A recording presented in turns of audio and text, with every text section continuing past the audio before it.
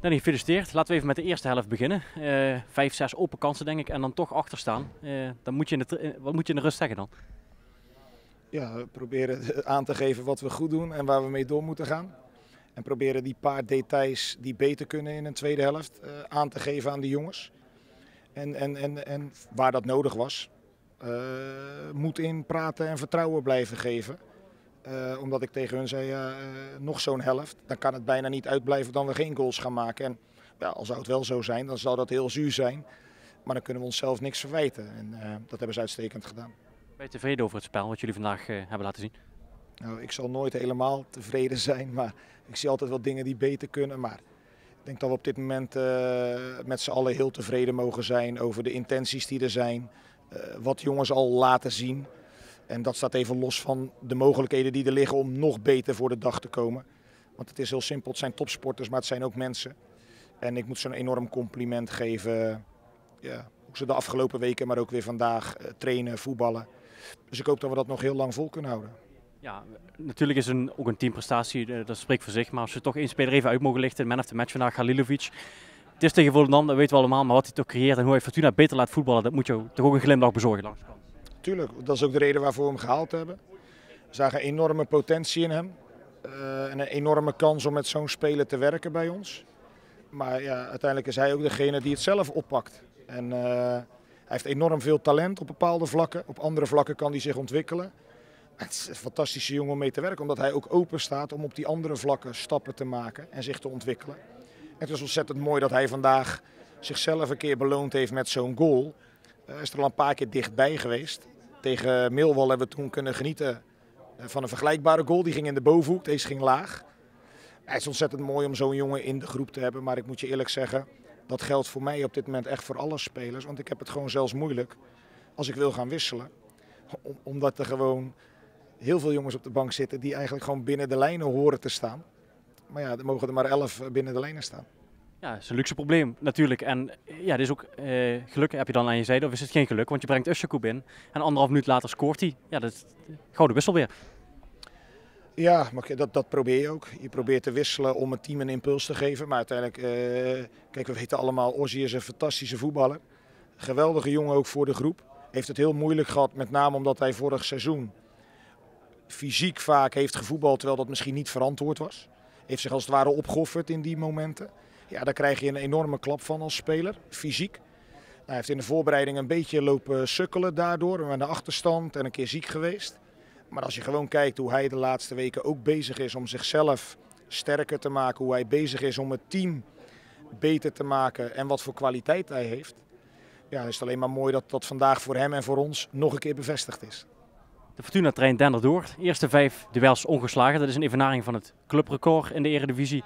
Ja, je hebt het uitstekend voor elkaar met de groep. En ik neem aan dat je diep van binnen toch ook echt tevreden bent over de eerste weken. Heb je al eens gezegd, maar dat bleek vandaag ook weer. Ik ben heel tevreden en daar mag alles en iedereen van genieten vandaag. Heel misschien nog morgenochtend. Maar wij moeten vanaf morgen weer het vizier op Go Ahead uit. Alan, congratulations. What a wonderful performance it was today from you. Thank you very much. No, I'm really happy. I think we did an amazing job. We played a really good game from the first minute until last minute. We were competing, creating a lot of chances. I see at the game after the game we had like 27 shots on the goal, and I think at the end we deserve to win and we take these 3 points. Yeah. Were you always confident that you at the end you would win this game?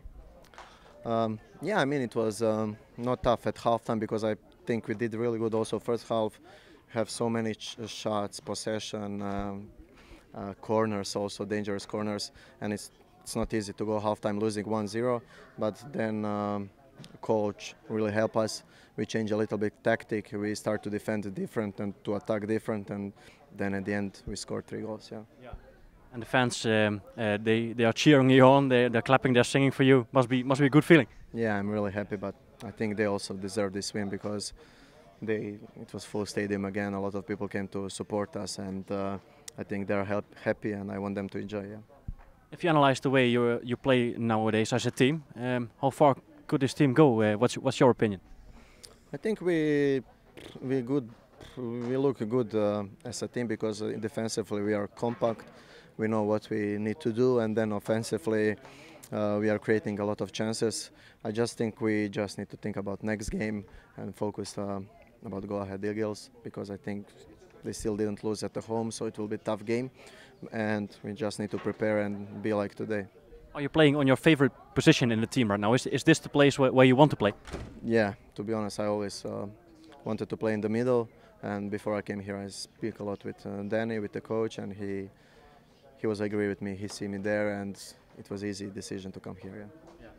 Of course, 5 games on, you're unbeaten. But if you look forward, what do you need to do better as a team, in your opinion? What can you do better? You know, worst is now to think we are good. You know, we are unbeaten, everything is good, but big team and big squads, they just want more. You know, and we win today at home, but the next game is, I think, in 6 days. So we just need to continue doing this, otherwise it will not be good. Yeah. Last question: are you sometimes tired of all the attention, all the good messages? Because are you enjoying it or not? Yes, I'm happy, but like I said, I'm more happy for the fans because I really think they deserve this. Kai, gefeliciteerd. 3 punten. Ik denk dik en dik verdiend, hè? Volgens mij wel, ja. Ik denk dat we 90 minuten lang de controle over de wedstrijd hadden. Met rust 1-0 achterstaan, denk tegen de verhoudingen in. Ik heb me eigenlijk geen moment in de eerste helft druk gemaakt. Totdat die goal valt. En dan denk je van, hoe kan dat nou? Weet je? We hebben zoveel de bal, we creëren volgens mij best veel kansen. En uiteindelijk sta je met 1-0 achter in de rust. Dus ja, geen reden voor paniek, maar het is wel vervelend als je zo domineert, denk ik. Ja, want hadden jullie onder de rust dan, wat zei de trainer, rustig blijven en doorgaan? Ja, kalm in het hoofd en met vuur in het hart. Volgens mij waren dat de woorden. Maar het is belangrijk om dan juist eventjes die ploeg kalm te houden. Want ja, je denkt, hoe kan dat nou? Het gaat zo goed, we spelen prima, maar we staan wel met 1-0 achter.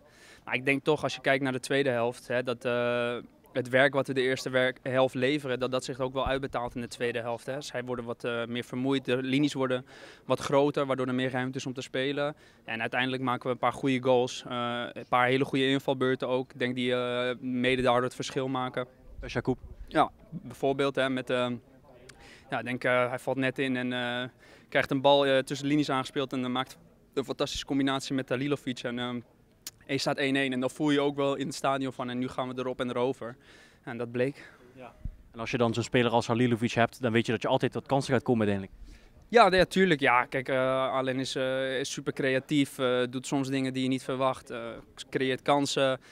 Dus ja, dat zijn fijne spelers, maar ik denk ook onze buitenspelers, die hebben altijd gevaar. Die hebben paardenlongen, denk ik, want die blijven maar gaan met z'n tweeën. Dus je weet gewoon dat je kansen gaat creëren. En dat hadden we in de eerste helft hadden we dat ook al laten zien. Alleen betaalde zich dat nog niet uit in de eerste helft tot doelpunten. Ja. En in de tweede helft wel.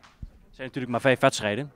Maar leeft er iets van een stukje onoverwinnelijkheid bij jullie in het team al? Nee, dat onoverwinnelijkheid niet. Hè. We moeten ook gewoon realistisch en eerlijk tegen elkaar zijn. En we doen het goed, we zijn hartstikke goed bezig. Maar dat betekent niet dat wij onoverwinnelijk zijn. En dat zie je denk ik ook in die eerste helft. Hè. Ik bedoel, we spelen goed, maar we staan 1-0 achter. En voor hetzelfde geld blijft dat zo en verlies je deze wedstrijd. Alhoewel we natuurlijk allemaal wel het gevoel hadden de hele wedstrijd van wij gaan deze wedstrijd nog winnen. Maar we krijgen straks een heel moeilijke oktober volgens mij met meerdere goede ploegen op rij. Dus dan weet je dat het gewoon lastig gaat worden. Je eerste basisplaats bij Fortuna. Hoe was dat voor jou? Nou ja. Hoe was het vandaag? Nou, allereerst fijn om te starten natuurlijk. Best lang op moeten wachten, lang naartoe gewerkt. Dus ja, dan is het prettig dat je nu kan starten. Ik voel me nu beter, een stuk beter dan het begin van het seizoen. Ik merk dat ik fitter word. Maar ik merk ook dat ik nog steeds stappen moet maken in mijn fitheid. En daar helpen deze minuten alleen maar bij. Dus ja, ik moet nu door gaan bouwen en hard blijven werken. Want er moet nog meer bij. Veel spitsen zeggen vaak voor een seizoen van nou ik wil er 10, 15 maken, noem maar wat. Maar is dat bij jou aan de orde? Speel je met zoiets of is het vooral fit worden en kijken hoeveel je kunt scoren? Ja, ik denk dat dat de basis is. Hè. Kijk, ik kan wel nu over nummers gaan praten.